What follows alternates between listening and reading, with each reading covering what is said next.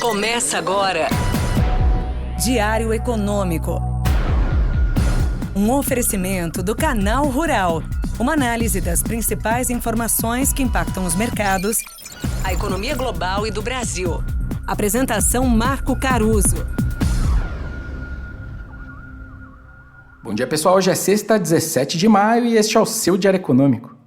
As próximas 2 semanas tem tudo para não ter nada. Pelo menos da agenda econômica internacional não tem nada de relevante. São poucos dados de primeira linha para sair, principalmente ali nos Estados Unidos, até depois do feriado de Memorial Day, dia 27. O que poderia então deixar os mercados oscilando no intervalo mais estreito, menos volatilidade, etc. Na verdade, essas coisas a gente tem que falar em voz baixa para não zicar, como dizem. Mas enfim, é importante saber. Ontem, na parte da manhã, a gente tinha visto mais uma rodada de dados que ajudam os mercados a seguirem com esse viés positivo que eu tenho comentado, mas que no fim acabou não se sustentando na parte da tarde. Foi mais uma semana de aumento nos pedidos de seguro-desemprego nos Estados Unidos, que muita gente ainda vê como temporário, mas enfim, mais uma semana. Teve mais uma rodada de dados mais fracos do setor de habitação, também nos Estados Unidos, e a indústria por lá também ficou aquém do esperado.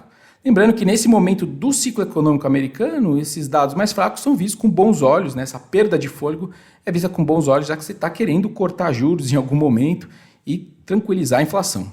Já na virada de ontem, na madrugada, saíram os principais dados de atividade chineses referentes a abril. A indústria confirmou aquela expectativa de números mais fortes, mas o varejo e os investimentos em ativos fixos vieram piores. Além da fraqueza, então, do setor imobiliário, as pessoas ainda não parecem preparadas para gastar por lá.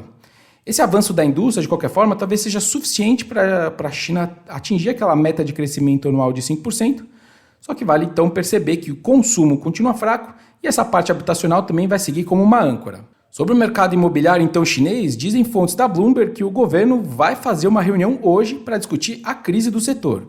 E a ideia é procurar justamente uma proposta para acabar com esse excesso de estoques de casas. Alguns dias atrás, inclusive, saiu uma notícia dizendo que uma das possibilidades seria os governos locais saírem comprando as milhões de casas que não foram vendidas. O que me faz lembrar, na verdade, aquele meme do poder infinito que mostra uma régua de tomadas conectada nela mesma. Porque foi o próprio governo que incentivou lá atrás esse excesso de construção para agora comprar esse excesso. É usar, então, o balanço público para tentar resgatar os balanços privados, aliás, como sempre se faz em tantas crises. O limite disso é a confiança do investidor na dinâmica do endividamento público que vai subir se isso for feito. Confiança é exatamente a palavra certa aqui para falar desses tipos de soluções fiscais. Porque, vejam, vira e mexe, alguém cita o fato do país X ou país Y ter uma dívida pública alta, compara esse país com o Brasil, por exemplo. Tudo isso para dizer que a gente não deveria, aqui no Brasil, também dar tanto preso para o fiscal assim. Mas, muitas vezes, a diferença do país X ou Y é justamente a credibilidade perante o credor. Se a dívida é alta, mas quem te empresta acredita que você consegue pagar lá na frente, então dá para aceitar desaforos de curto prazo. O problema vem quando a desconfiança passa a prevalecer e não dá mais para saber quando isso pode acontecer. Vai acontecer na China? Vejam, por exemplo, o fiscal vai ser um grande tema nos próximos anos com tantos governos super endividados e sem ajustar as contas. Olha os Estados Unidos, o escritório de orçamento do Congresso americano prevê que a relação dívida-PIB lá vai superar o pico lá da Segunda Guerra Mundial até o final dessa década. Enfim, vários países dando aí pirueta no gelo fino do fiscal. Para terminar, uma consideração de curto prazo sobre inflação aqui no Brasil.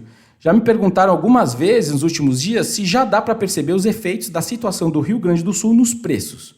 Olhando para as coletas de alta frequência, de curtíssimo prazo, elas mostram uma pressão em alguns itens específicos, como tubérculos e leite, mas nem tanto em arroz, cuja produção é concentrada no estado, mas muito já tinha sido colhido.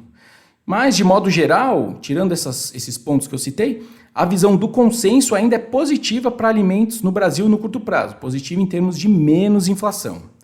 Bom dia, bons negócios e sorte sempre. Você ouviu? Diário Econômico. Um oferecimento do Canal Rural. Uma análise das principais informações que impactam os mercados, A economia global e do Brasil. de segunda a sexta, às 6 da manhã, no Spotify e YouTube.